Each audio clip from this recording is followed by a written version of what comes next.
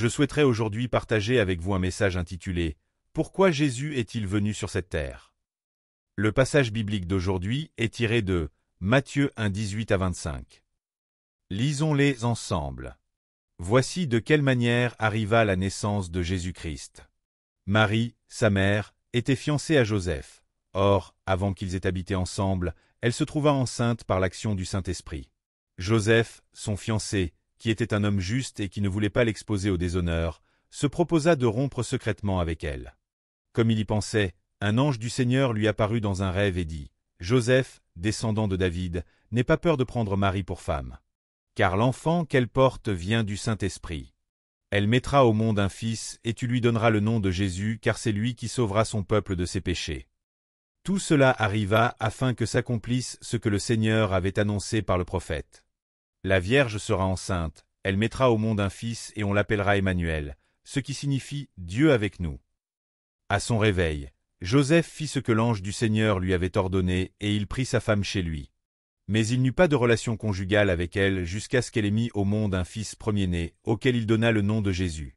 Pourquoi vivons-nous? D'où venons-nous et où allons-nous?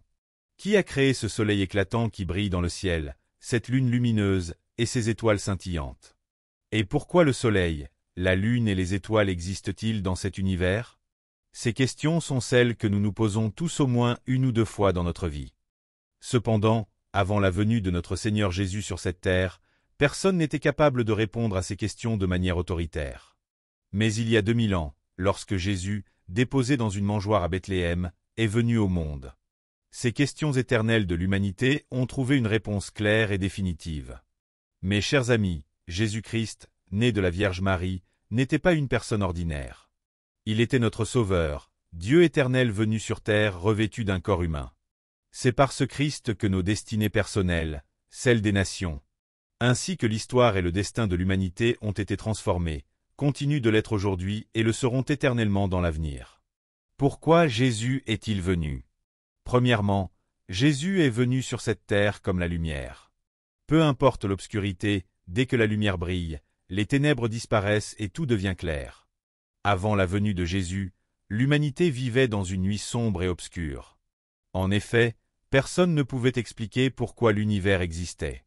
Aucun scientifique ni philosophe n'était capable de répondre avec précision à cette question. Personne ne savait pourquoi l'homme vit, d'où il vient et où il va. Les gens ne comprenaient rien d'autre que le fait qu'ils naissent, vivent et retournent à la poussière. Mais avec la venue du Christ en tant que lumière dans ce monde, toutes ces questions ont trouvé une réponse claire. Car Jésus-Christ, en venant dans ce monde, nous a démontré l'existence de Dieu, le Créateur de l'univers. Par la vie de Jésus-Christ, Dieu s'est manifesté et a agi pour prouver qu'il est vivant. Il a pardonné les péchés des pécheurs, chassé les démons, marché sur l'eau, nourri 5000 personnes avec 5 pains et 2 poissons, laissant 12 paniers de reste, et ressuscité Lazare, mort depuis 4 jours. Enfin, il est lui-même mort et ressuscité. À travers ces événements, il a prouvé sans aucun doute l'existence de Dieu dans cet univers, ainsi que le fait que ce Dieu a créé les cieux, la terre, le monde et tout ce qui s'y trouve. Dans Jean 1, 1 à 3, il est écrit « Au commencement était la parole, et la parole était avec Dieu, et la parole était Dieu. Toutes choses ont été faites par elle, et rien de ce qui a été fait n'a été fait sans elle. » Ainsi, par la venue de Jésus-Christ, nous comprenons que cet univers a été créé par Dieu et son Fils Jésus pour leur plaisir, comme un beau jardin. Grâce au Christ, nous découvrons le sens du soleil, de la lune et des innombrables étoiles, ainsi que la raison pour laquelle cet univers a été créé. De plus, à travers Jésus-Christ, chaque vie humaine trouve son sens et sa valeur.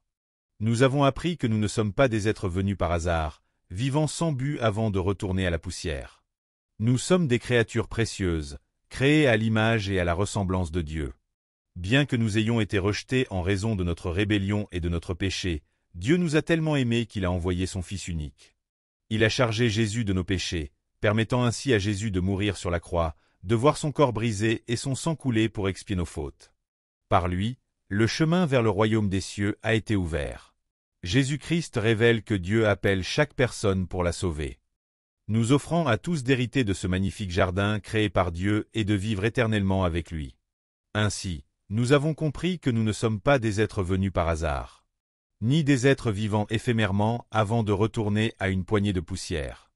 Nous sommes des âmes créées à l'image et à la ressemblance de Dieu, vêtues d'un corps, et lorsque cette demeure corporelle s'effondrera, les âmes sauvées par le Christ entreront dans le royaume éternel des cieux.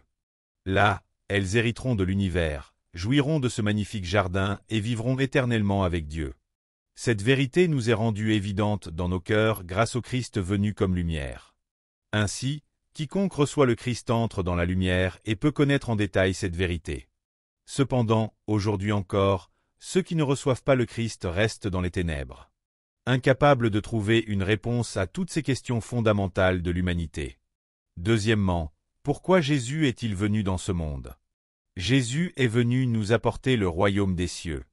Avant la venue de Jésus, les hommes ne connaissaient que le royaume de ce monde et vivaient en son sein. Le royaume terrestre est un lieu dominé par l'humanisme.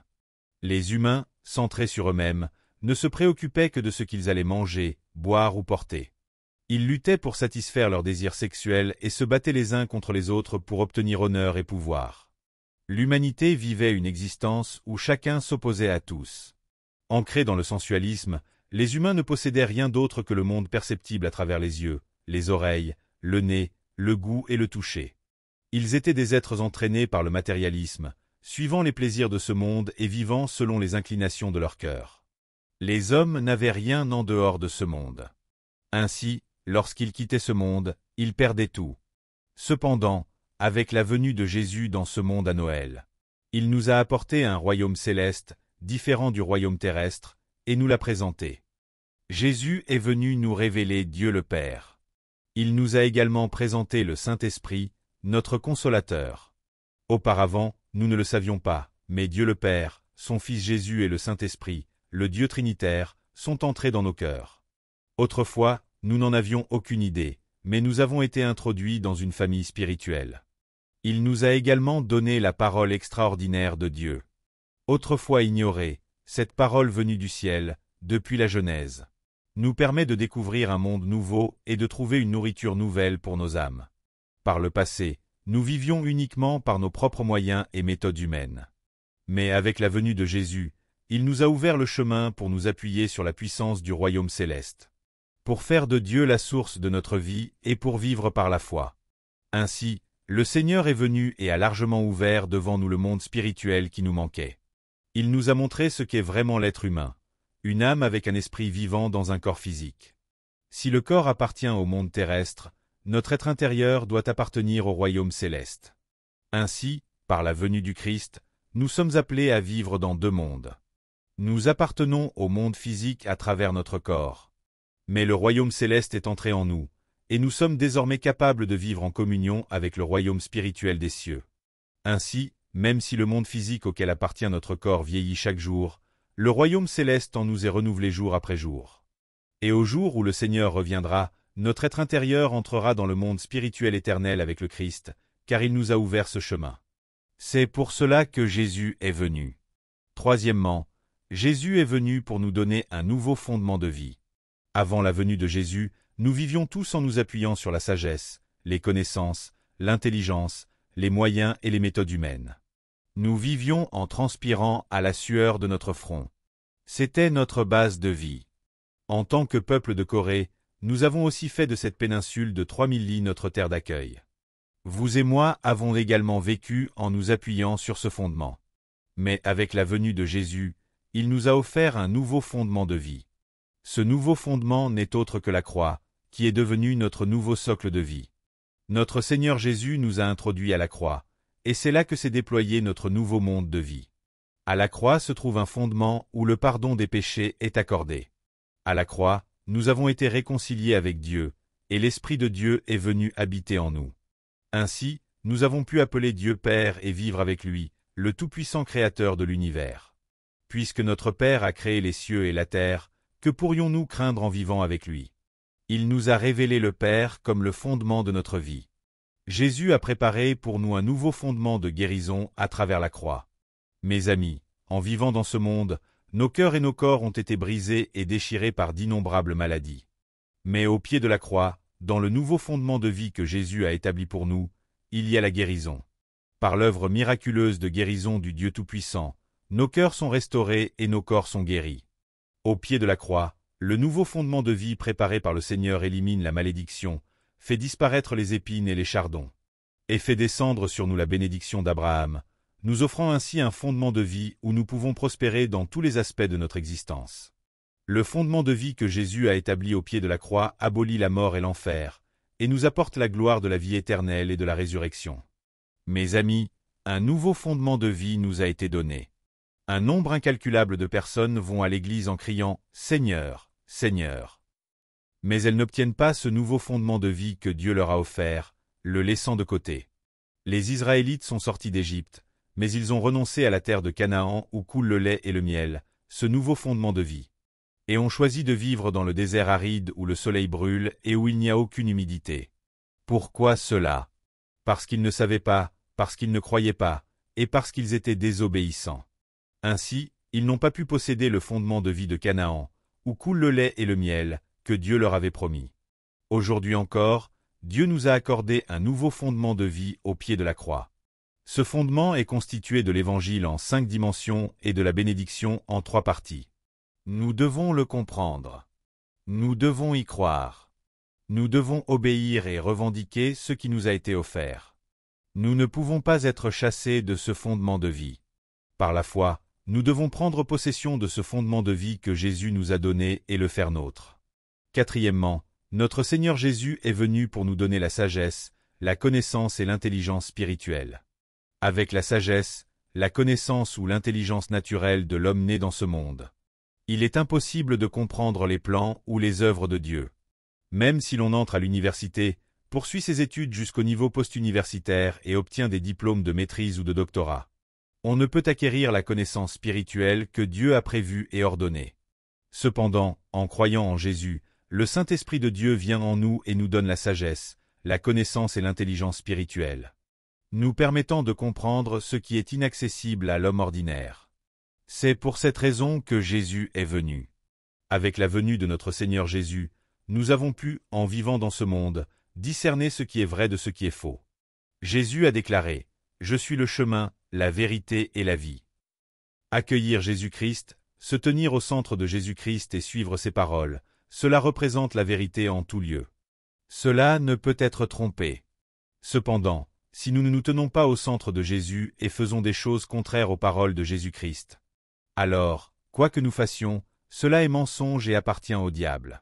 Ainsi, nous pouvons discerner, par Jésus-Christ, ce qui est vrai et ce qui est faux dans ce monde, et nous sommes rendus capables de vivre selon la vérité. Pour cela, nous ne pouvons qu'exprimer notre gratitude envers Dieu. De plus, il nous a accordé le discernement des temps.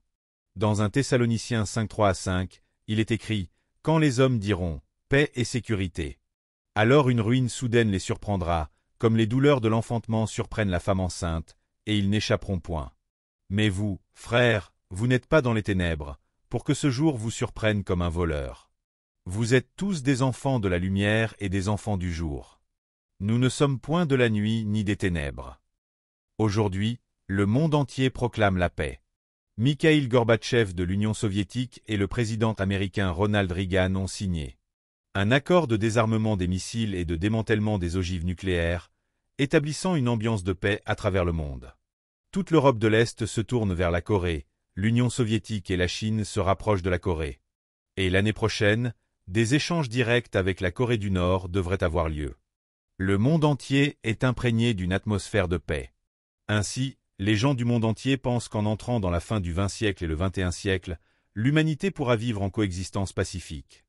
Cependant, nous savons très bien grâce à la Bible. Nous savons, par la sagesse, la connaissance et l'intelligence spirituelle que Dieu nous a données. Dieu a prophétisé en disant « Ils diront paix et sécurité ». Mais soudain, la destruction fondra sur eux, comme les douleurs de l'accouchement surprennent la femme enceinte, et ils n'y échapperont pas. Ainsi, nous vivons à une époque où l'on ne sait pas quand la destruction arrivera sur cette terre. Nous ne savons pas à quel moment la colère et le jugement de Dieu tomberont soudainement sur nos têtes comme un coup de massue. C'est pourquoi, tandis que les gens recherchent la paix, nous nous préparons en nous repentant et en confessant nos fautes pour accueillir Christ dans nos cœurs. Nous connaissons le temps dans lequel nous vivons. Nous savons très bien que ce moment est précisément celui qui précède le retour du Christ. Pourquoi? Parce que notre Dieu nous a donné la sagesse, la connaissance et l'intelligence spirituelle, nous permettant de comprendre ce qui nous attend dans le futur. En 1992, l'Europe deviendra un État unifié. Aujourd'hui, l'Europe est en effervescence. Une entreprise en Grande-Bretagne fusionne avec une entreprise en France pour former une seule société. De même, diverses entreprises, associations et organisations sociales s'unissent pour ne faire qu'un. Tout comme Daniel, il y a environ 2600 ans, a vu dans une vision prophétique les 10 orteils se réunir. Et tout comme Jean, il y a 2000 ans, a vu dans une vision prophétique les 10 cornes se rassembler, cela se réalise aujourd'hui. En 1992, l'Europe deviendra unifiée et ne fera plus qu'un. La Bible dit que de cette Europe unifiée émergera l'Antéchrist, qui dominera le monde, et c'est alors que le royaume des cieux descendra sur cette terre. Le Seigneur lui-même descendra du ciel avec un cri de commandement, avec la voix de l'archange et avec la trompette de Dieu.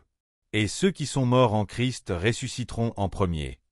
Ensuite, nous qui serons vivants et restés, nous serons transformés et enlevés dans les nuées pour rencontrer le Seigneur dans les airs. Et ainsi nous serons toujours avec le Seigneur. Bien que nous ne connaissions ni le jour ni l'heure. Nous savons, grâce à la sagesse, à la connaissance et à l'intelligence spirituelle que nous avons reçue par Jésus-Christ, que le retour du Seigneur est imminent. Ceux qui ne croient pas en Jésus ne comprennent pas pourquoi de tels changements historiques se produisent. Ils ne savent pas pourquoi l'Europe se réunit, ni pourquoi le monde est submergé par une vague de paix. Cependant, ceux qui connaissent la Bible, qui prient et qui sont remplis du Saint-Esprit, savent, grâce à la sagesse, à la connaissance et à l'intelligence spirituelle que Dieu leur donne, comment tout cela se terminera. Le Seigneur reviendra bientôt, et ceux qui croient en Jésus-Christ seront transformés et enlevés dans les airs. Ce monde sera dominé pendant 7 ans par l'Antéchrist, tandis que les saints célébreront les noces avec le Christ pendant ces 7 années dans les cieux. Après ces 7 ans, le Christ reviendra sur cette terre, et l'Antéchrist, Satan et tous leurs partisans seront capturés. Satan et l'Antéchrist seront jetés dans les temps de feu et de soufre. Ensuite, le royaume millénaire sera établi, suivi de l'avènement des nouveaux cieux et de la nouvelle terre pour l'éternité. Nous vivrons pour toujours avec Dieu dans ce magnifique jardin qu'il a créé, en servant le Seigneur avec Christ.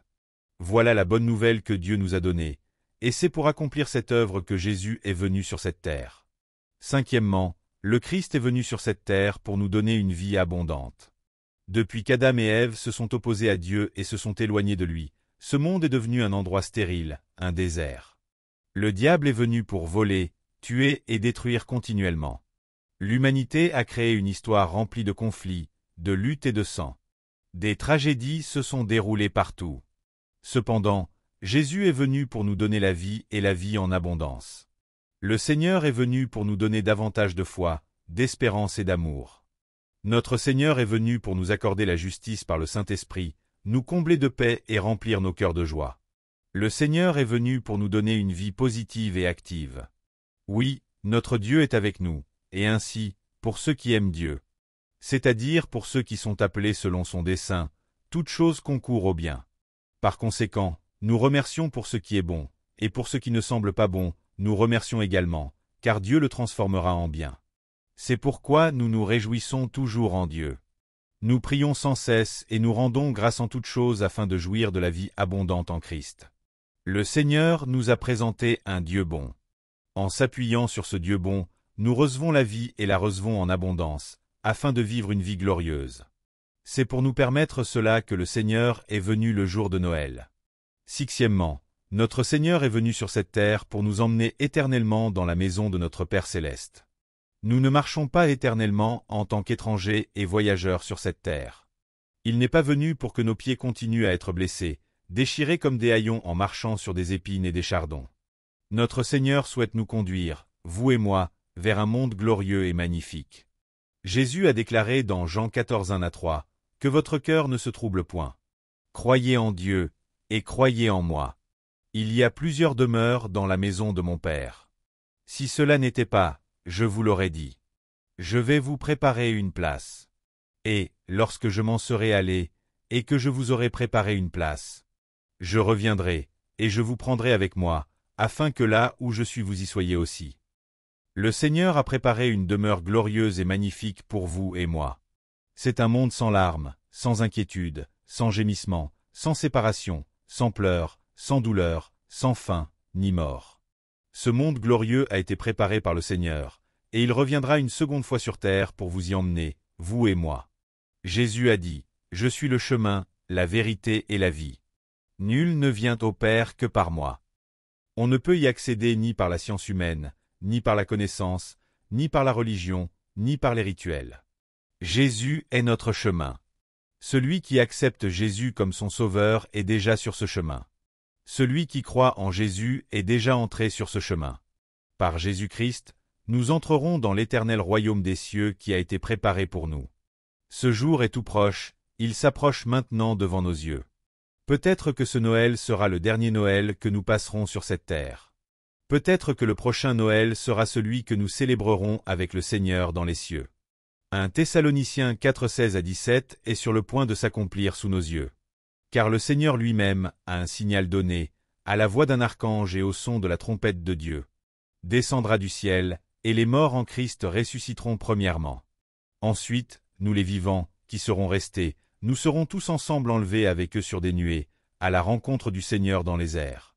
Et ainsi nous serons toujours avec le Seigneur. Ces paroles sont sur le point de se réaliser devant nos yeux. Ceux qui ne croient pas diront que c'est insensé et ridicule. Mais c'est la vérité, c'est une parole véritable. Mes chers amis, qui aurait pu imaginer que, par la puissance du Saint-Esprit de Dieu, le Fils de Dieu serait conçu dans le ventre de la Vierge Marie pour venir sur cette terre et nous sauver? Cependant, la Bible a déjà prophétisé plus de 300 fois dans l'Ancien Testament qu'un tel événement se produirait. Et conformément à ces prophéties, le Fils de Dieu est venu. De plus, la Bible ne cesse de proclamer et d'enseigner avec force le retour de Christ. Et les signes de ce retour apparaissent clairement devant nos yeux. Aujourd'hui, alors que nous célébrons, remercions et louons pour la première venue de Jésus-Christ, nous nous trouvons également dans un moment où nous ouvrons grand notre cœur et disons « Seigneur, viens bientôt ». En attendant son retour imminent. Ceux qui célèbrent la première venue de Christ à Noël peuvent également se réjouir d'attendre un Noël de son retour. Que c'est merveilleux de penser à cela. Pendant la période de Noël, nous partageons des salutations et des cadeaux avec nos êtres chers. Mais le plus grand cadeau que nous, humains, ayons reçu de Dieu est notre Sauveur, Jésus-Christ de Nazareth. Ceux qui ont reçu Jésus-Christ comme un cadeau ont reçu une gloire et une bénédiction éternelle dans leur vie. Ainsi, en ce moment, comprenons pourquoi Christ est venu à nous, accueillons-le comme notre Sauveur. Et prions pour que tous les objectifs de sa venue soient accomplis dans notre vie. Je vous bénis dans le nom du Seigneur Jésus-Christ, pour que le reste de votre vie soit prospère en toutes choses. Comme prospère votre âme, que vous soyez en bonne santé et que vous ayez la vie en abondance. Allez dans le monde et proclamez que Jésus est le Sauveur. Que la bénédiction du Seigneur soit sur vous. Prions ensemble. Père notre Dieu saint et glorieux, il y a 2000 ans, Jésus-Christ, revêtu d'un corps humain, est venu à Bethléem pour être notre Sauveur. Il est venu à nous et a illuminé nos cœurs de sa lumière glorieuse, apportant le royaume des cieux dans notre âme. Par la croix, il nous a préparé un nouveau fondement pour notre vie. Et il nous a donné la sagesse, la connaissance et l'intelligence spirituelle pour ne pas vivre dans les ténèbres. Il nous a accordé une vie abondante et a préparé pour nous un lieu éternel dans le royaume des cieux. Nous te remercions pour tout cela. Pour accomplir ses œuvres, Jésus a quitté son trône céleste, s'est revêtu d'un corps humain, est venu sur cette terre. A porté la croix, a été brisé, a versé son sang, est mort, puis est ressuscité et monté au ciel. Nous le savons et nous te louons et te remercions sincèrement pour cela. Yahweh Dieu, en ce jour joyeux et glorieux, si quelqu'un parmi nous n'a pas encore reçu Jésus-Christ comme son Sauveur dans son cœur, aide-le à ne pas tarder à l'accepter. Et aide-nous à nous préparer à accueillir Jésus-Christ lors de son retour. Nous prions au nom de notre Seigneur Jésus-Christ. Amen. Alléluia. Avez-vous reçu beaucoup de grâce à travers la parole? Je vous bénis de tout mon cœur au nom du Seigneur pour que vous soyez de plus en plus armés de la parole de Dieu et remplis du Saint-Esprit, afin que vous meniez une vie victorieuse dans ce monde. Si vous avez aimé cette vidéo, n'oubliez pas de vous abonner à la chaîne, d'activer les notifications et d'appuyer sur le bouton « J'aime ». Cela nous aide beaucoup à préparer plus de vidéos remplies de grâce. Nous nous retrouverons avec joie dans la prochaine vidéo. Que Dieu vous bénisse grandement.